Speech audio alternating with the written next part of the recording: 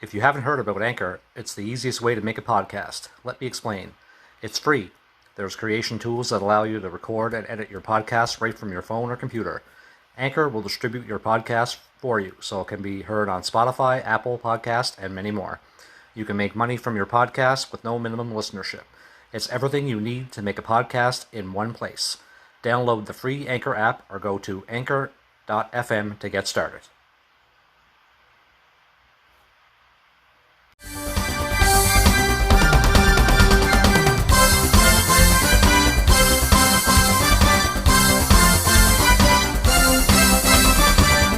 What is up, wrestling fans? Richard Boudreau here. Welcome to episode number 3 of Pro Wrestling Slam for August the 4th, 2020 for ProWrestlingSlam.net, putting the pro back in pro wrestling. For today's episode, we're going to talk about the very famous first promo by Scott Hall when he first walked on to Nitro way back in May 27th, 1996. We're going to talk about where we were during that time, and we're going to give our thoughts on the impact that Scott Hall made and how he changed pro wrestling forever. And joining me as my special guest co-host, he's a former senior columnist for the site back when it was Kayfabe Kickout by way of McKeesport, Pennsylvania, and sometimes he hangs out over in Allentown with the Nasty Boys. Anthony Cox, what's up, man? Actually, that Allentown's like pretty much on the whole other side of the state. That takes hours to get to. But dude, you're really they're closer to Philadelphia than they are to Pittsburgh. Shit. Okay, well, I guess not very often you hang out with those guys. No, but you know what? Hey, Shane Douglas, Kurt Angle, Virgil. You know, we got some stars out here in Pittsburgh. Yeah, that's very true. That's very true. So like I said, we're going to talk about Scott Hall and his impact on pro wrestling and, you know, his huge role in the Attitude Era and the Monday Night War. So for those of you who may not know what the hell we're talking about, you know, if let's say you're under the age of 20 or 25, I'll give you a quick rundown and then I'll play the aforementioned clip. Scott Hall, back then in 1996, he was Razor Ramon. He was working for the WWE, but his contract was up. So he jumped ship, went over to WCW at the bequest of Eric Bischoff, and he first appeared on Nitro. And most pro wrestling fans back then, before the internet, before social media, didn't know what the hell was going on. So I'm going to play that aforementioned clip for those of you who may not know what I'm talking about, and then we're gonna talk about it. All right, here we go.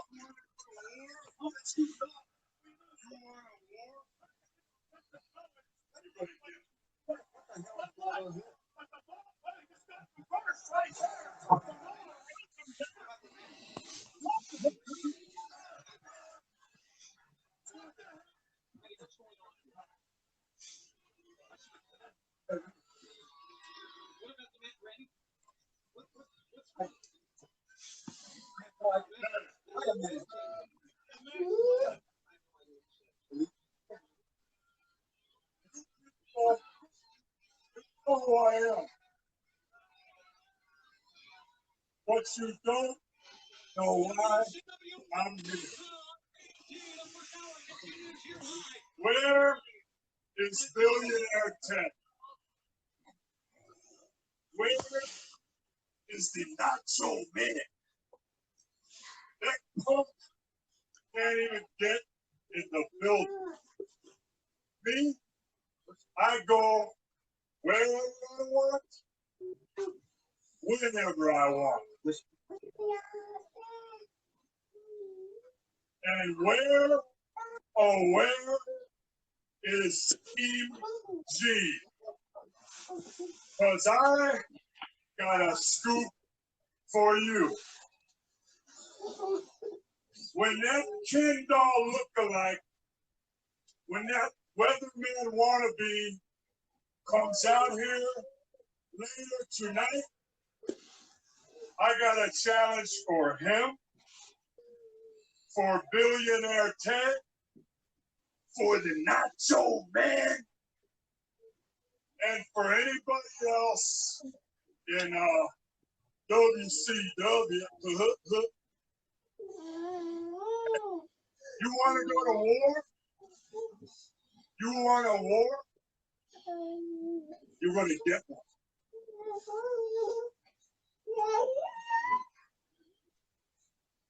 All right, so that was the aforementioned clip. Scott Hall making his very first appearance on WCW Nitro. So, Anthony, I just want to get your thoughts on where you were and what was going through your mind at that time. All right. Well, tell you what.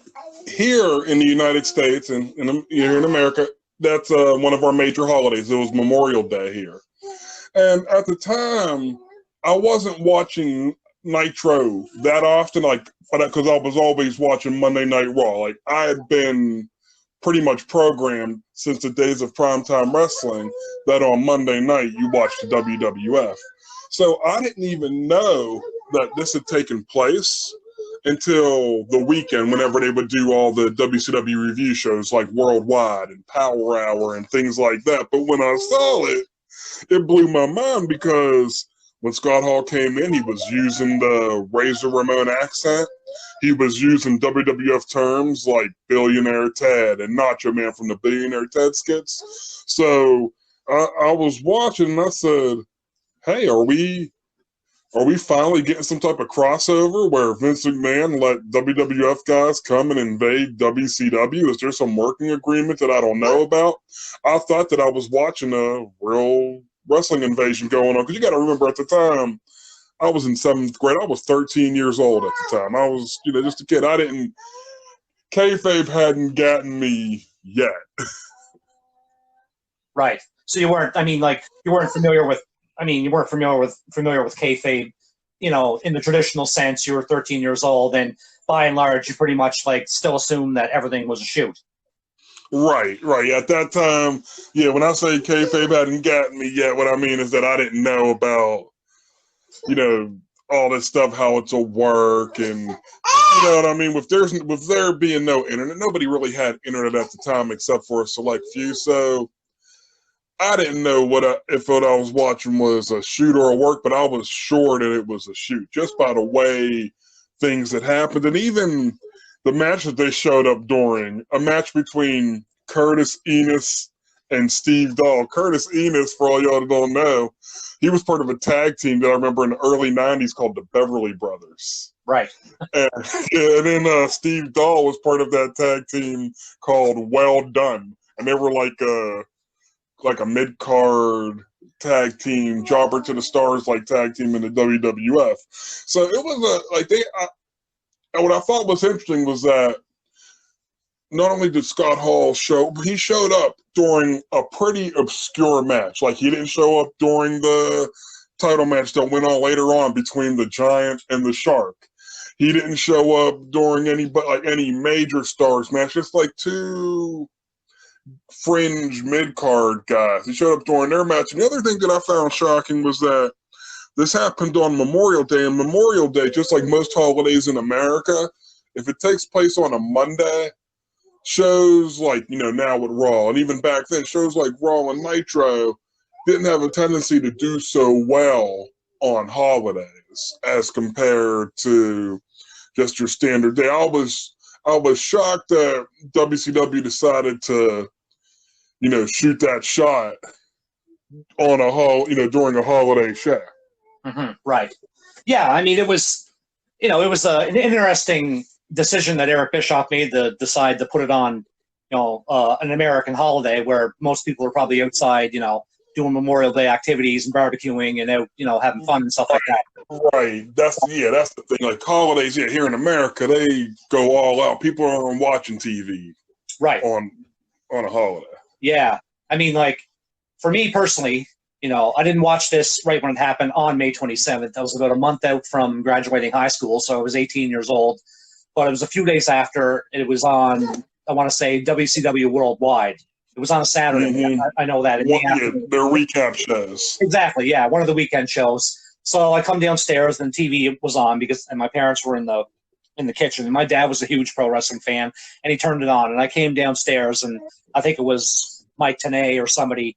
They said, "Yeah, we're going to show you the clip from a few days ago on Monday Nitro." And Scott Hall showed up, and I'm like, Scott Hall, what the hell? And then I started watching the clip, and I'm like thinking to myself, Jesus, that's Razor Ramon. Like, what the hell is he doing on WCW Nitro? And I thought to myself, like, is this real? Like, is this is like, what's going on here? I'm thinking. It even had some of you adults wondering, hey, are we seeing, if we know everything else is a work, but is this real? Yeah, and I mean, like, thinking to myself, okay, this must be, to a degree, this must be some sort of plan between WCW and WWE. But then I thought, it was a small part of me that thought, maybe this is on the up and up, because, it's not outside the realm of possibility that things like this could happen in pro wrestling. So, and I was just kind of just blown away. I was like, Jesus. And this clip right here with Scott Hall, it really got me back into watching pro wrestling, because, probably from the start of junior high school for me, grade 7 through grade, all throughout junior high and into high school, I really didn't watch a whole lot of wrestling, especially WWE, because it was, the watered down, kid friendly, aside from the odd Bret Hart match or whatever. But I really didn't watch it a whole lot. And this clip right here was the one that really got me back into watching pro wrestling. And it's understandable why you weren't watching, because, with you being a few years older than me, what I understood was by the time the early 90s hit and Hulkamania had kind of cooled off, Hulk Hogan just came off as a pretty lame person. So I understand why you guys weren't watching wrestling anymore.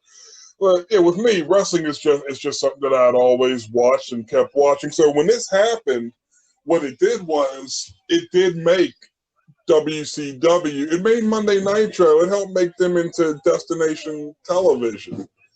Yeah, absolutely. And, at the time, ratings-wise, they were kind of battling back and forth. They weren't outright winning yet, but they were getting some wins in there. And like in Nitro, it came out, it was just so fresh compared to what was going on Raw. That's right, because, on Raw, like I said, you had the, your kid-friendly crap, and then Eric Bischoff decided to go and do a complete 180 and do the exact opposite and have more adult-oriented storylines, because he wanted to get that 18-34 demographic. Exactly. We're going to give you Scott Hall coming in and interrupting things on Nitro. You can either watch this, or hey, you can flip over to Raw and watch, TL Hopper and the Goon. Right, exactly. And you can watch like Duke the Dumpster Drosy and the Godwins. You can watch that kind of stuff.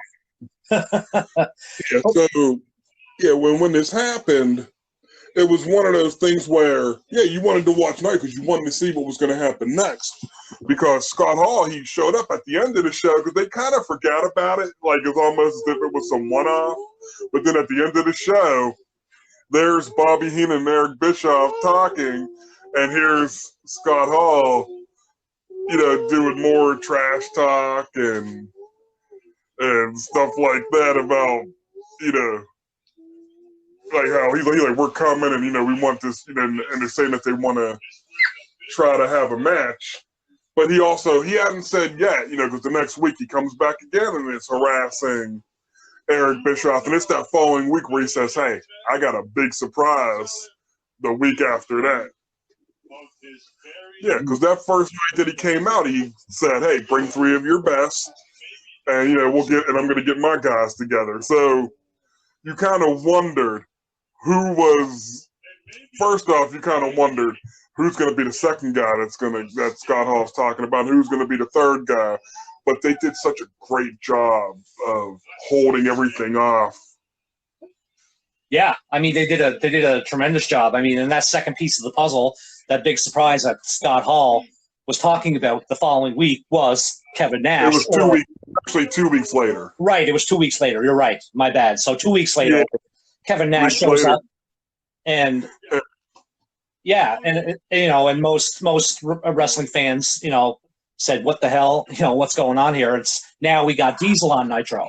Right. I'm like, hey, Razor Ramon and Diesel are here, and the thing is, and the other part is that in WCW they never said their names up to that point.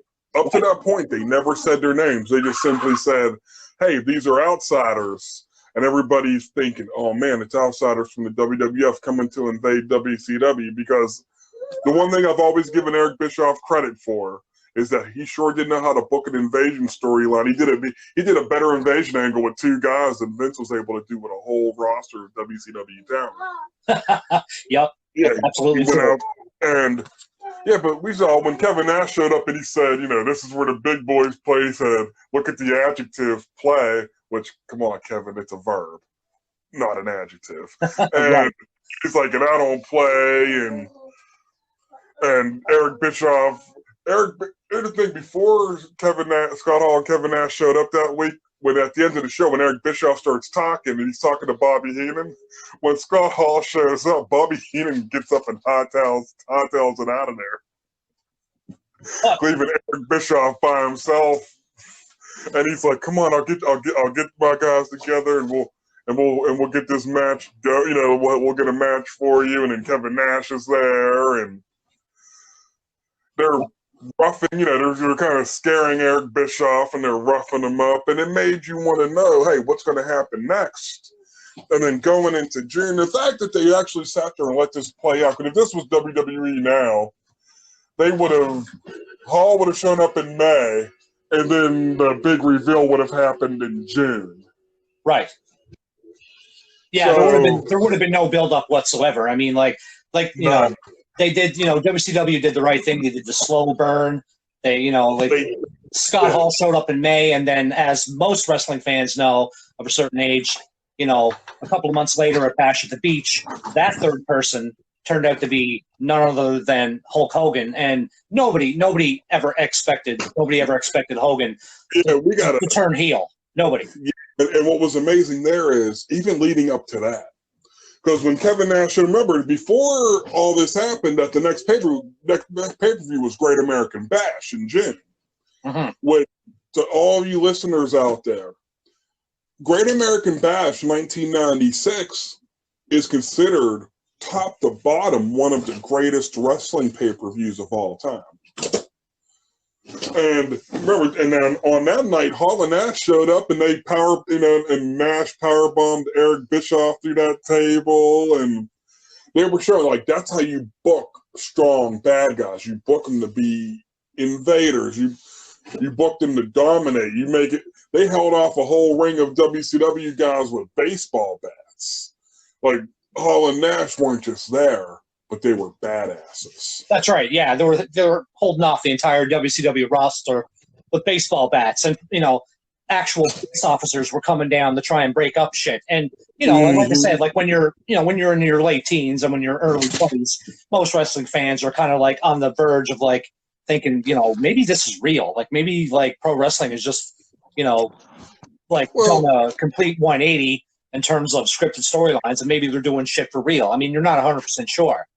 No, the one thing that people believed anymore, Jim Cornette once said, the only thing that people believe anymore is that WWF hates WCW and vice versa. So Eric Bischoff took advantage of that fact.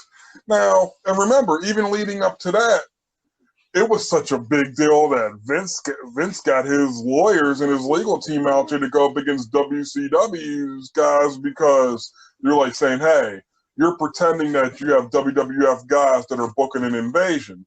And that's why the 1 week when Scott Hall and Kevin Nash came out and started pushing Eric Bischoff around, Eric Bischoff says, hey, are you with the WWF? And Scott Hall point blank said on camera, no. And then, of course, in court, they're like, well, Scott Hall still flicks toothpicks at the screen, and he still uses that accent. And Kevin Nash, well, he still wears black like he did as Diesel. And, of course, that didn't fly in court, because WCW's like, well, Scott Hall flicked toothpicks at the screen back when he wrestled here originally as the Diamond Stud. Right. That was DDP's idea. Right. And Scott Hall always wore a lot of black's just a common color. Mm-hmm. How about the build up to who the third man was going to be? I remember being a kid, and I'm like, hey, Bret Hart hasn't been on TV in a while. Is it going to be him? little did we know that the negotiations wouldn't start for a while there, but he was on his way. Yeah, let's see. Dave Meltzer supposedly. Eric Bischoff always roasts Dave Meltzer about this. Dave Meltzer was telling people that the third man was going to be Mabel. Yeah, I still can't believe that. I mean, I honestly cannot picture Mabel or Viscera, or whatever the hell he wanted to be called. Yeah, coming down the aisle at Bash at the Beach and, dropping a big splash on Savage. Like, I really can't picture that at all.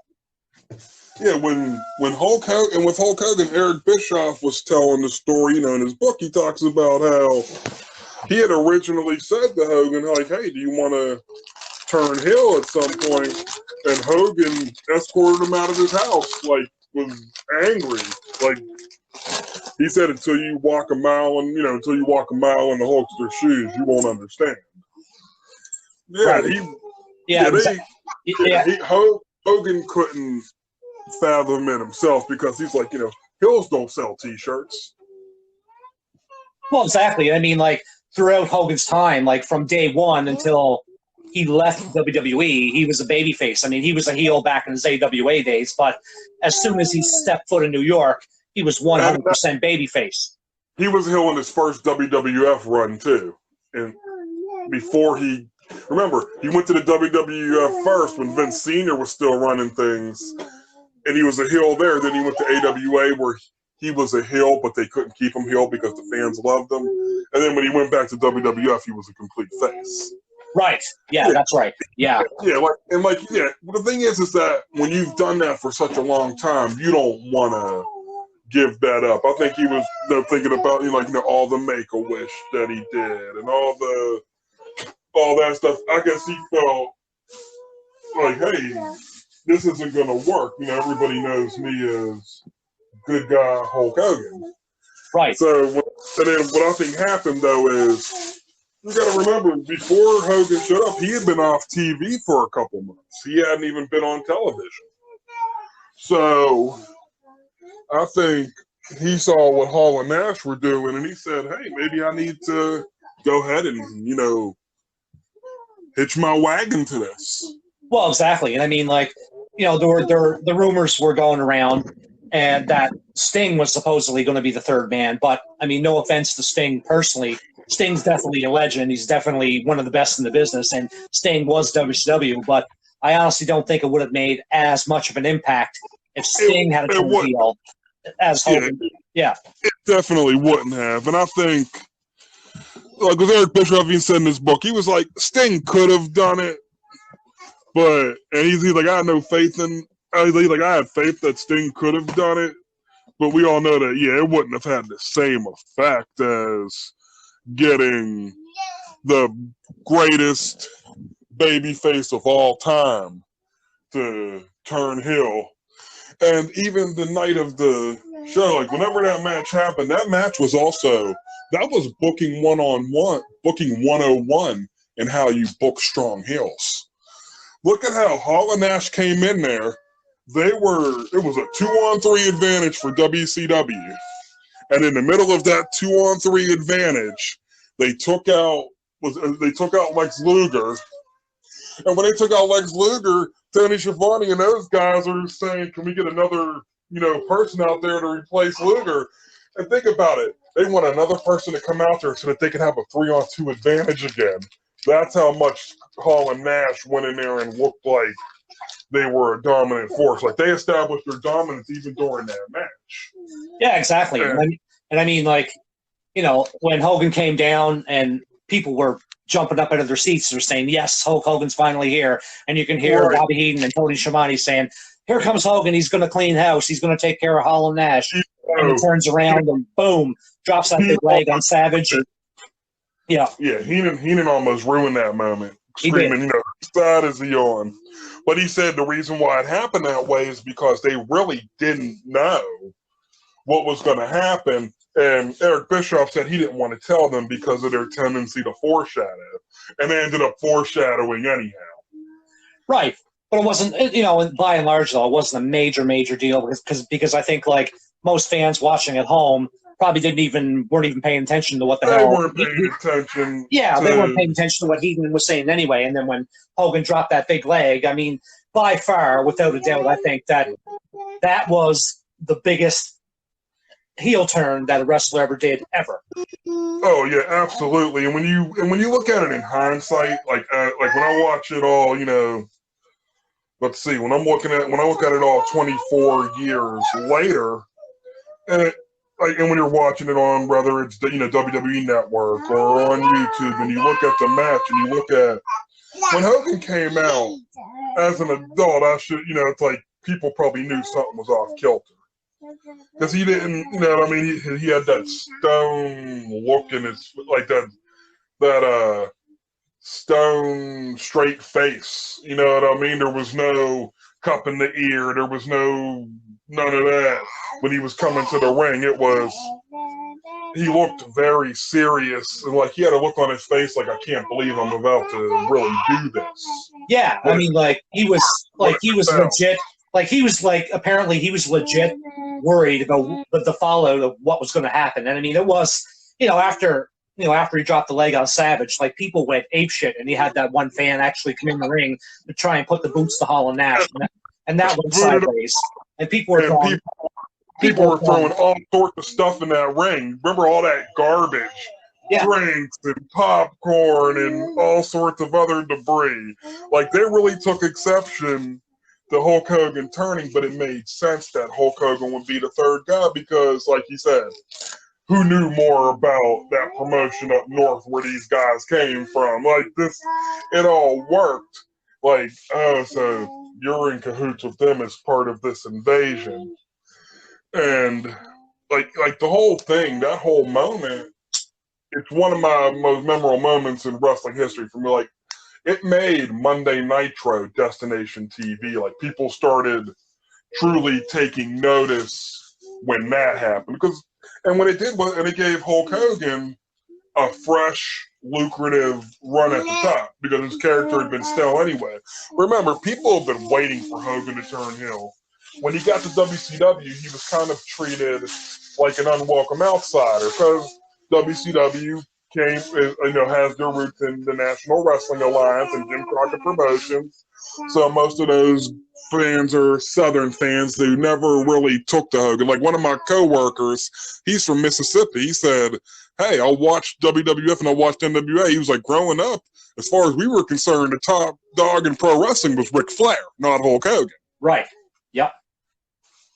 And even in WCW, with Flair, whether he was a good guy or a bad guy, they were like, "Hey, that's our guy. You're from the other company." Exactly. And I mean, like the first few years of Hogan's run in WCW from like 94 to 96, he was, by and large, he was a baby face, but then they kind of put him in the Dungeon of Doom and that silly shit there. And they were starting, but you were starting to hear Hogan sucks chants. Yep. Like he was starting to get booed, even though he's supposed to be a good guy. Right. Exactly. I mean, like his character was getting kind of played out. So I mean, it made the most sense because of how big a star Hogan was, to put him in that kind of heel role. Yeah, he always took himself off of TV in hopes that, well, if I'm gone, maybe it'll cheer me when I come back. But this, now it's like, you know what? Now you guys have a reason to boo me. Boo me out of the building. And like I said, it worked. It was amazing. Like after that, I was like, well, forget Raw. I'm going to watch Monday Nitro now. That's right. I remember the next night I watched Nitro because I wanted to see what happened with the third man. And they're like, Hogan turned. I'm like, oh, wow. Hogan turned. I liked watching the Cruiserweights because I liked Rey Mysterio Jr. back then and his match with Dean Malenko. Mm-hmm. Like there was so much stuff that happened that next night, and you knew you were seeing something big, and it all started with Scott Hall just jumping the rail in the middle of an irrelevant match. Yep. Yeah, absolutely. And I mean, like, I think, in my opinion, like, I think that moment on Raw or on Nitro when Scott Hall cut that promo, it forced Vince McMahon to change WWE, and I mean, really, if it hadn't been for that promo and Scott Hall, the Monday Night Wars may not have started, and WWE may not have went public because they made, so much more money. So much more money. You got to remember, I mean, because Nitro had always taken some shots at the WWE. Remember, their first shot was their first night on Nitro, which took place on Labor Day, September 4th, 1995, whenever Lex Luger showed up. I know you and I were talking about it because he was, advertised for some shows out your way? Yep. For the WWF? Yep.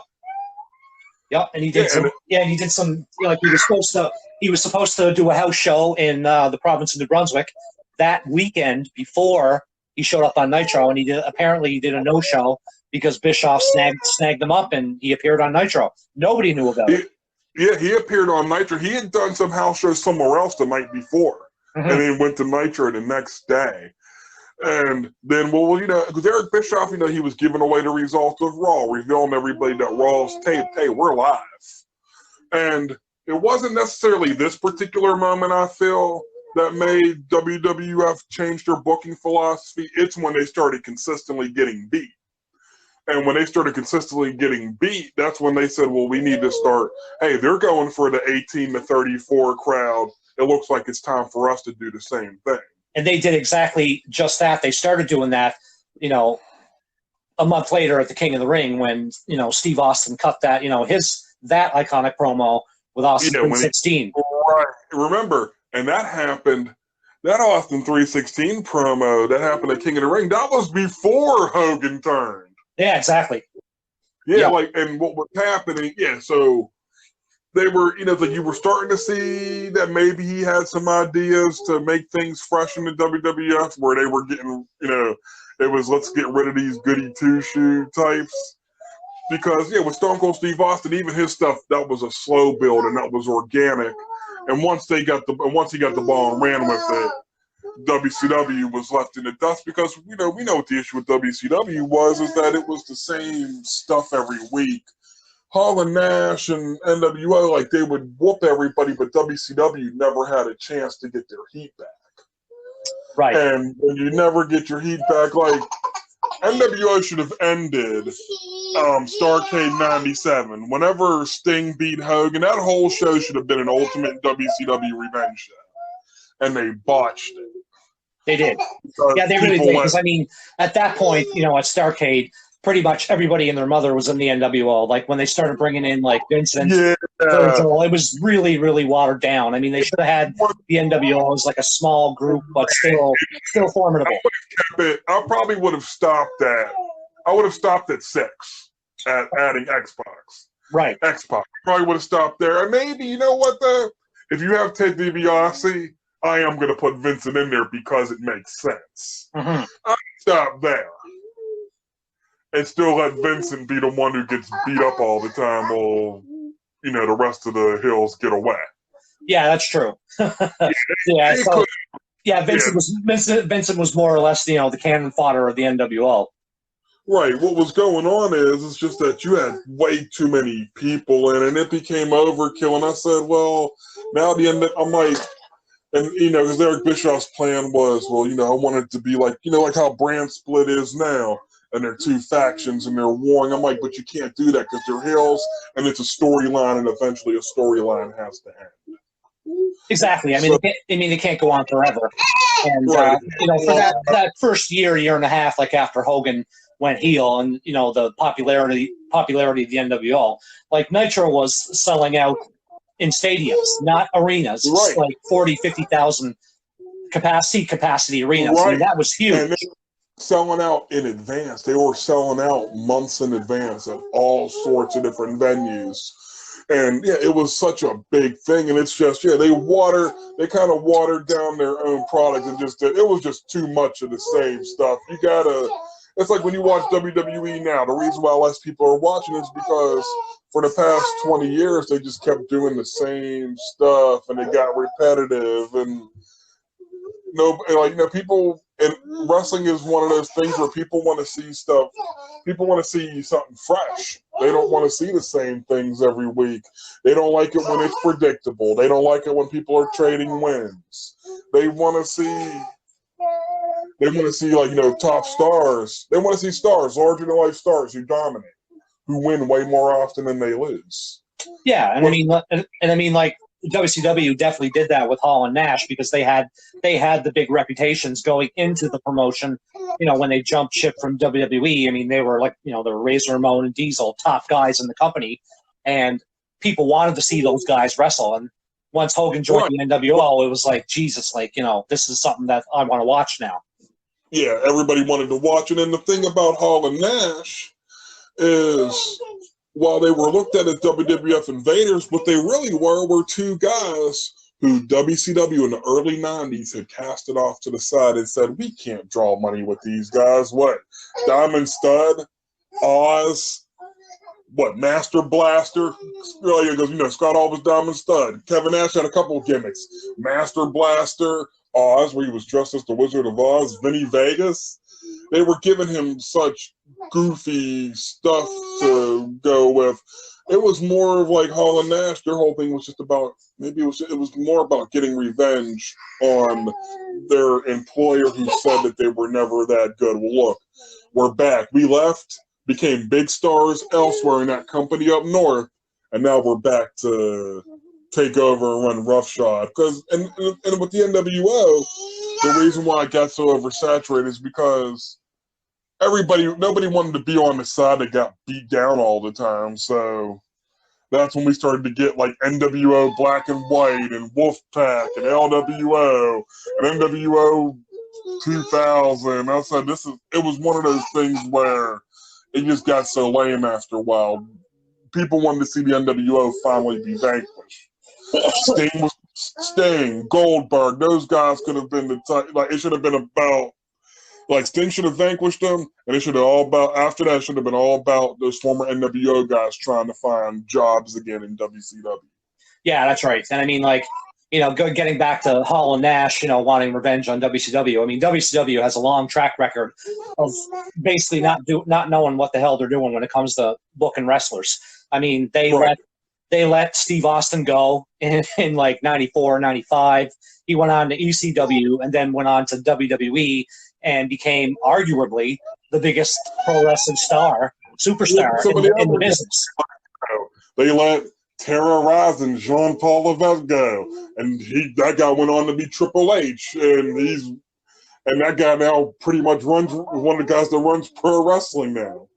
They let him go. They let Cactus Jack. They let him go. Like when the WWF was getting those guys, it was kind of like getting like a handful of magic beans. Right. When those guys fell into their lap, and they took all three of those guys and were able to make main event stars out of them. Yeah, that's right. And they draw huge money with them. And that was the other issue with WCW is that, like Jim Ross said, during that whole lucrative run that company had, only one homegrown talent truly got like a big push, and that was Goldberg. Now you can say Diamond Dallas Page too, but Goldberg was the one that they really strapped a rocket to. But with Hall and Nash and all that ego, even they and Hogan, those guys even went ahead and made sure that he only got so far. It's a shame. The 90s and that part of wrestling, it's like it was the best of times and it was the worst of times. It was a great time. It was such a great time to be a wrestling fan, but you kind of wonder if maybe it weren't for some missteps here and there, WCW might still be in business. Yeah. I mean, it's, it's well documented. Most pro wrestling fans that have at least half a clue realize that it was basically, big contracts and a company that really didn't know how to run a wrestling promotion that built WCW. Right. Scott Hall he said, you got to remember, he's like, Ted Turner is a guy that owns a bunch of TV networks and he just happened to own a wrestling company. He said Vince McMahon was a guy that he owns a wrestling company and he's 100% dedicated to it. He was like, he owned a wrestling company, but had his own studios to do interviews and things like that. Like the operation was so much more professional and much cleaner. Scott Hall said when comparing the two, he said it's like comparing good porn to bad porn. Right. And the thing about Hall and Nash is that they really didn't even want to leave the WWE because, they left because Scott Hall wanted more money because he saw guys coming in after him that were going to a different level of pay. And, Hall said, listen, I think I deserve a pay raise. And Vince couldn't, he couldn't give them the money that they wanted. And he said, he actually asked if he can do Japan, and Vince told him no. He said, hey, let me do some Japan tours. I guess he wanted to maybe, get his face away from television for a little bit and go do Japan. Hey, let me do some of that, make some of the extra money. And yeah, Vince told him no. And like you said, and as we learned, it was a little bit more money from WCW, but the bigger thing was way less dates. That's right. Yeah, I mean, like anybody in their position, you, me, the average Joe Blow, I know I sure as shit would have taken that deal. Making more money and doing less work, yeah, I'd definitely be down with that. Yeah, if I'm at the job that I'm at now, and they say to me, "Hey, Anthony, we'll pay you $2 more an hour, and your annual salary is going to go up a couple $1,000s more, but and guess what else we're going to do? You only have to work Tuesday, Wednesday, Thursday." Right. Yeah. Who's going to turn that down? Yeah, exactly. Not many people are going to turn down a deal like that. And a lot of wrestling fans, bitter, jaded ones, basically calling Hall and Nash opportunists, but they were just basically trying to look after their families, right? These are business people. You got to remember, these are business people, and these wrestlers, they're wrestlers, but at the same time, Hall and Nash, they're in it for the same thing that most of these guys should be in it for, to make money. In it for the bank book, not for the scrapbook. Exactly. If you're in it all about because you can do a bunch of 450s or whatever, it doesn't matter if you can't talk people into the arena. Exactly. If you can't put asses in the seats, then you could be the greatest pro wrestler in the world, but if nobody's going to come to see you, then Exactly. Yeah, and you can be great. Remember, the greatest example I always give is WrestleMania 3 has the greatest match of all time on it between Ricky Steamboat and Macho Man Randy Savage. And while both guys are stars and went on to be world champions and everything, that wasn't the match that to put the asses in seats that night. People were there to see Hogan versus Andre. That's right. No matter. Yeah. And that match, sure as shit, wasn't a 5-star Dave Meltzer match, but it was the marquee match that put 93,000 people in the Pontiac Silverdome. Yeah, I think Dave Meltzer gave it -2 or -3 stars, to which I say, all right, David Meltzer, but that wasn't the match. But it was also the match that drew the money. Exactly. It was a match with all the build-up and the match that everybody was there to see. So it's interesting to think that, if Hall and Nash had stayed in the WWE, if they had got what they wanted in terms of salary and working less dates, it's hard to imagine what would have happened. What would have happened? Yeah, I agree. Remember, I've said before, whenever we were, talking before about all this, I said it's easy to sit here 24, 25 years later and be armchair Booker about what happened, about what they would have, could have, and should have done. But hey, at the time, we don't know what it was like in their positions. We don't know what pressure Vince McMahon might have been under, Eric Bischoff was under, especially when WWF turned the tide. We don't know what pressure Eric Bischoff and those guys were under to somehow right that ship and try to seize ratings instead of building them, which I kind of wonder, what if they'd have just taken some time to focus? Or yeah, what if they... The thing about Bischoff is that, he admits it. He admits this himself, that he wasn't a pro wrestling guy per se. He was a television guy. Right, but you know what? And that's the thing. I think that a lot of times what's needed in wrestling are maybe some television guys, some guys that are outside of that wrestling. Yeah, Eric Bischoff was outside of what Vince Russo calls the wrestling bubble. He said you're going to need people like that who they know wrestling, but they also know TV. They also know what's needed for production. They know you need people. Another reason why WWE sucks is that a 74-year-old man doesn't know what's hip. Yeah. And there's 20-something writers. Bruce Pritchard, he doesn't know what's hip either. Those guys, and when you have a bunch of writers that are writing stuff, but then the final decision is made by one guy on whether or not people are, like if Vince McMahon doesn't like it, it's not going to make it to television. Well, exactly. I mean, because obviously when it comes to the WWE, like Vince is the one that calls the shots and he makes the final decisions. Which I kind of understand, because he looks at it as like, hey, this is my dad's company. This was my father's company. This is my company. I can't let it go down. I can't let it fall apart. But at the same time, part of what made WWF work in the late 90s with the Attitude Era is when Vince was with his back to the wall against WCW, and he finally had to listen to some other people. Yeah, he was put in a position where he finally had to listen to somebody else, and that's where Vince Russo and Ed Ferrara came in. He finally started listening to somebody else's ideas. And then, but now, when you've beaten your competition and you don't have any head-to-head competition anymore, you don't have to listen to anybody else when you're at the top. Exactly. I mean, you go back to the status quo of, business as usual. Right, and that's what he did. He made sure that even with the invasion angle, he made sure that the WCW guys looked like wusses and looked like major losers. And people need to understand that when WCW closed its doors, a lot of people quit watching wrestling altogether. My brother had sent me a chart from, it was either from 1999 or 2000.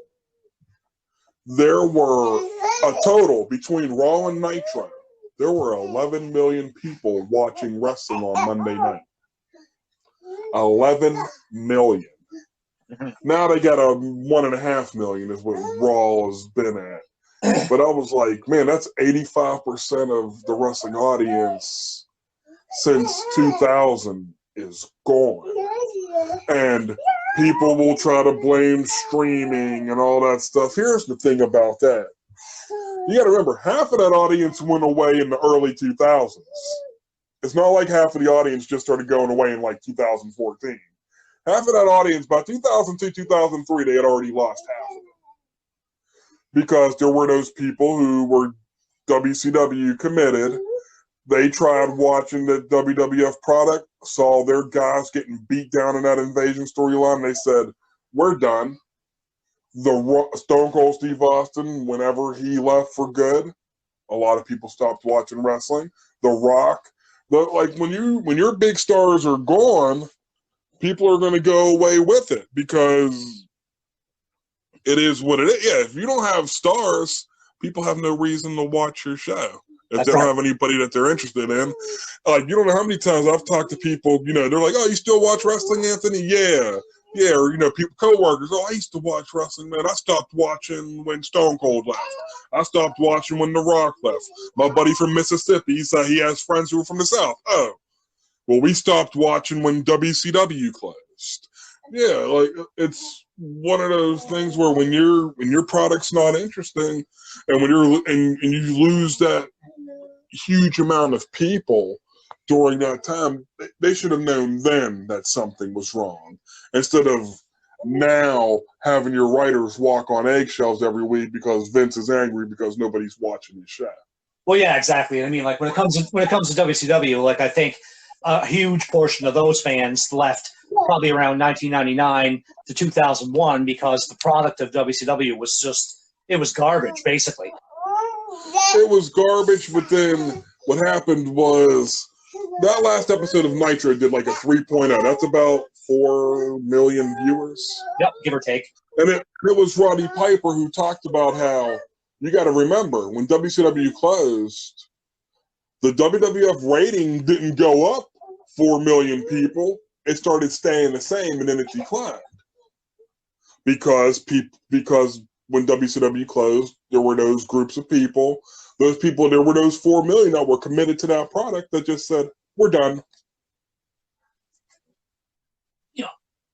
Exactly. And I mean, it was, like we've been saying, I mean, it was such a like, I guess to use a cliche word, magical time, you know, the Attitude Era and the Monday Night War. And I mean, yeah, you know, and it all started with that promo from Scott Hall, and it just snowballed from there and became. It really did. Yeah, you know, it really snowballed and became, you know, arguably probably the, you know, I don't know if I'd say the greatest, but the most lucrative and most popular era of professional wrestling, and it all started with that promo. Oh, it was. Yeah, here's the thing. I don't consider it the greatest era because I consider the rock and wrestling era of the 80s the greatest era of pro wrestling. Mm-hmm. Because between WWF and even with, you know, Jim Crockett Promotions and NWA, there were a lot of people watching wrestling, and they were selling out venues all across, you know, where the NWA was in their areas, they were selling out venues too, and there were other territories, World Class, all those guys that were selling out venues just in Texas alone. But as far as, yeah, TV-wise and viewership, yeah, the 90s, that era is considered the greatest era of professional wrestling out there because so many people were like, it was a good time to be a fan. And it showed that competition truly did bring out the worst actually brings out the worst in people, but it also brought out the best in everybody. It may bring out the worst, you know, based on what some of those guys did to compete. And the one-upmanship and some of those, like, you know, 'cause there were a lot of bad storylines that came out of it too, but from both companies. But I think the issue is that WWF had guys like The Rock, Stone Cold, and Mankind that were big deals, and WCW didn't really have anybody that was a major deal after they made Goldberg look like a punk. So it's a shame. Like you kind of wonder what would it be like if WCW hadn't gone under, because for the most part, a lot of it was the storylines in the Attitude Era. A lot of them weren't that great. They were just better than the WCW ones, and then WCW eventually imploded on themselves. Right, exactly. So I mean, you know, at the end of the day, I mean, most pro wrestling fans, like, you know, like my age, your age, you know, we gotta tip our hat to Scott Hall, because really, if it hadn't been for Scott Hall, godly knows where pro wrestling would be, you know, today. Absolutely. So. You got to give props to Scott Hall. You got to give props to Kevin Nash. You got to give props to Eric Bischoff. Like, because if it wasn't for all that, I don't know if the WWF would have gotten out of their own funk if it wasn't for somebody coming along and competing with them. That's right. Yeah. Well, that's going to do it for episode number 3 of Pro Wrestling Slam. I hope everyone that's going to listen to this episode enjoys it. So you can now. This is your time, Anthony. You can plug everything that you're on social media.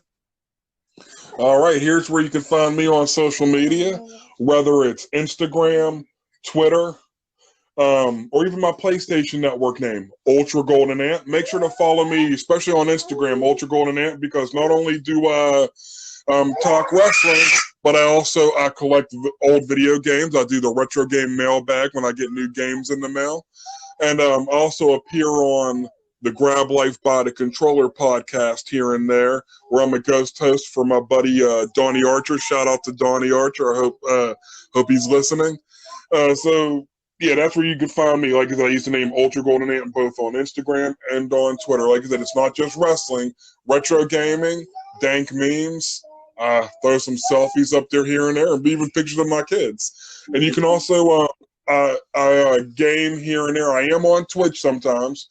www.twitch.tv/Ultra Golden Ant. I'll go on there and play games here and there. I'm not as active as I should be, but maybe I'll start using it a bit more.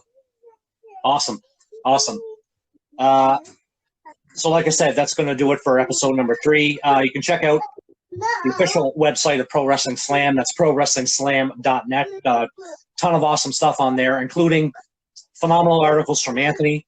And we have a ton of awesome interviews from our archive with some of the biggest names in pro wrestling. We got Jim Cornette, Conan, Christopher Daniels, Scotty Riggs. You can follow us on Twitter at PW_Slam. You can check us out on Instagram at Pro Wrestling Slam. Check out our official Facebook page, facebook.com/Pro Wrestling Slam. And we'll definitely be back with episode 4 very soon. So I hope everyone has an awesome night. All right, Rich, thanks for having me.